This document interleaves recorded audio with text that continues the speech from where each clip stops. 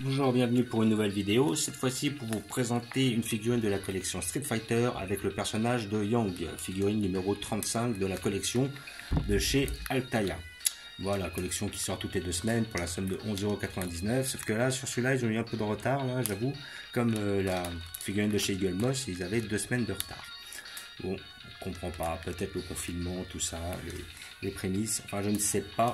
Ça paraît bizarre que, comme c'est pas la même collection Altaïa et Eagle Moss, qu'ils aient tous les deux eu des galères en même temps. Je pense que c'était plus le système de livraison, quoi. On va dire. Voilà. Donc, figurine que je ne connais pas. Je ne connais pas ce personnage de Yang. Par contre, je sais que c'est le frère de Yoon. Voilà, d'après ce que j'ai compris. Donc là, il a l'air d'être pas mal, un petit peu habillé de la même manière. Au lieu d'avoir la chemise blanche, il a la chemise rouge. Il a une coupe légèrement différente. Enfin, l'autre a surtout une casquette. Et après, à côté de ça, on a les brassards jaunes, comme son frère. Donc, et les petites baskets, tout ça, donc on va voir ce que ça donne. Parce que je n'en connais pas plus que ça, de ce personnage. Je ne connaissais pas Yoon, je ne pouvais pas connaître son frère. Ou Yun, je ne sais pas comment on l'appelle. Comme d'habitude avec cet achat, vous avez le petit fascicule. Voilà, nous allons ouvrir ça pour voir ce que ça donne. Alors, Yang, le dragon bleu. Le combattant rapide comme le vent. Yang est le Benjamin des frères Lee, tous deux résident à Hong Kong et sont des membres respectés de leur communauté. Yang a un sens exacerbé de l'honneur qui le pousse à participer à des combats locaux et à combattre toutes les injustices. Ok, nouveau tournoi. Peu de temps après la défaite de SIN, la 4e édition du World Warrior fut organisée. Cette fois, le tournoi a été financé par les Illuminati, ok, une organisation que le soupçonnait d'avoir kidnappé une jeune fille placée sous la protection de Chun-Li. Ok. Donc je pense qu'il doit avoir un style de combat assez proche de son frère. Enfin là j'en déduis ça comme ça. Je connais tes points de pression. Mon grand-père était maître en acupuncture et m'a tout appris. Ok, on doit être sur un kung-fu. Là on voit une image des deux frères, effectivement. Avec le contre-jour, est-ce qu'on le voit? Là on a les deux frères toujours. Voilà. Super. Donc dans le premier Street Fighter 3, Yang et Yun se distinguent par leur coiffure et la couleur de leur chemise. Ok, là on est sur Street Fighter 3. Street Fighter 4. Ok. Date de naissance 9 septembre, lieu d'origine Hong Kong, taille 1m73, 62 kg, première apparition dans Street Fighter 3 New Generation. Ok. Là nous avons le personnage avec des rollers. C'est bien, c'est cool. Je crois qu'il n'a pas de rollers, c'est la figurine. Je vais regarder. Voilà, la vague implacable. Là on voit justement il affronte DJ visiblement.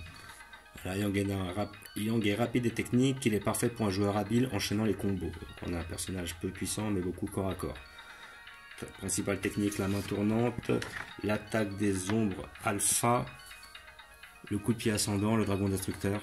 Ok, nous avons un combattant rapide au corps à corps, un petit peu dans la lignée des Fei Long, je dirais. Là, ça fait quand même, pas mal de chinois dans le jeu. Voilà, Street Fighter The Legend of Chun-Li, un film. Franchise Street Fighter retenta sa 2e chance au cinéma avec ce 2e long métrage. Ok. Street Fighter, le dernier combat, le film sorti en 1994 avec Jean-Claude Van Damme, obtient de très bons résultats au box-office. Toutefois, les fans de la franchise ne l'avaient pas accueilli avec un grand enthousiasme. Ah ouais, tout à fait. C'est clair que j'avais trouvé ça un petit peu nul, quoi. Ils avaient sorti Mortal Kombat dans la même époque, qui était beaucoup mieux. Et là, donc, ils ont sorti Street Fighter, la légende de Chun-Li, basé sur Chun-Li. Ok, bon. Ouais, donc, résultat final, Street Fighter, la légende de Chun-Li, sorti dans les salles de cinéma en 2009. Au début, on envisageait une suite dans laquelle Ryu et Ken apparaissaient. Hélas, le succès mitigé rencontré par le film réduit ses projets à néant. Il ne parvint même pas à occuper la niche des films cultes qui s'est finalement produit avec le premier long métrage de 1994. Les ventes au format physique et les diffusions en télévision ne permirent pas non plus de compenser les coûts engendrés par la production. Ok, un bid quoi. Après, voilà, c'est clair que quand on se lance dans une franchise de jeux vidéo, c'est difficile. Vous voyez déjà que Resident Evil c'est un peu le même problème aussi. Voilà, donc là nous avons le combattant. Nous allons ouvrir pour voir ce que ça donne.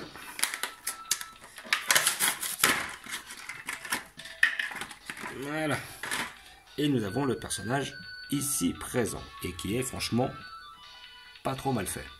On va résumer dessus. Franchement, il est propre, il est bien fait. Assez simple au niveau justement des détails. Peu de détails. Mais par contre, reste quand même, le sculpte est assez sympa. Voilà. Simple mais sympa. Il n'a pas de roller au pied, comme vous pouvez voir.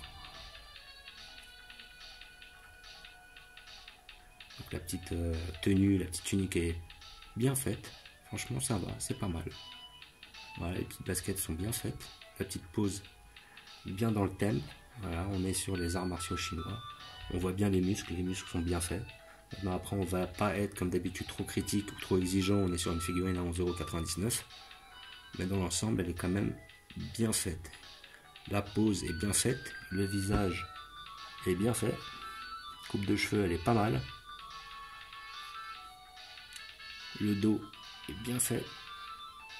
Franchement, ça va. Peut-être une petite ligne à ce niveau-là, là, qui remonte comme ça, mais elle n'est pas trop marquée encore. On ne la voit pas des masses, et si on met le bonhomme sur son meilleur profil, c'est-à-dire comme ça, on ne remarque absolument rien. Et je préfère même cette figurine, comment elle est placée à Yun, son frère. Parce qu'on ne voyait pas trop son visage, c'était un peu dommage. Et là, je trouve que la pose est mieux, et les deux vont très bien aller ensemble. Voilà.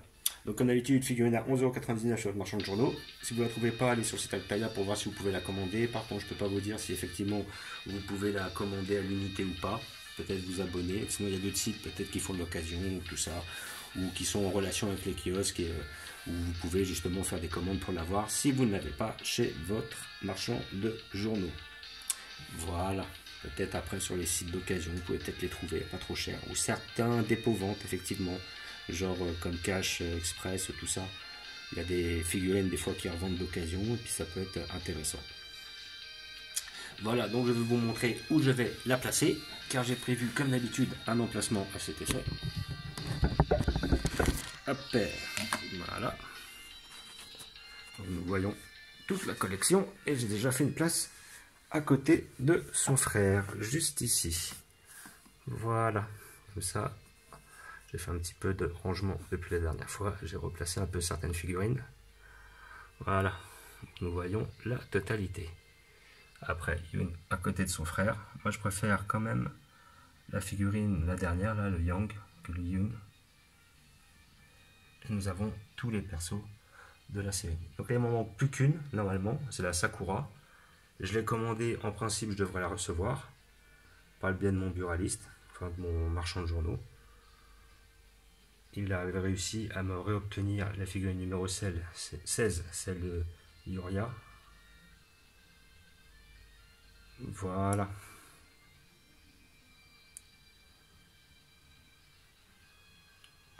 Donc, comme d'habitude,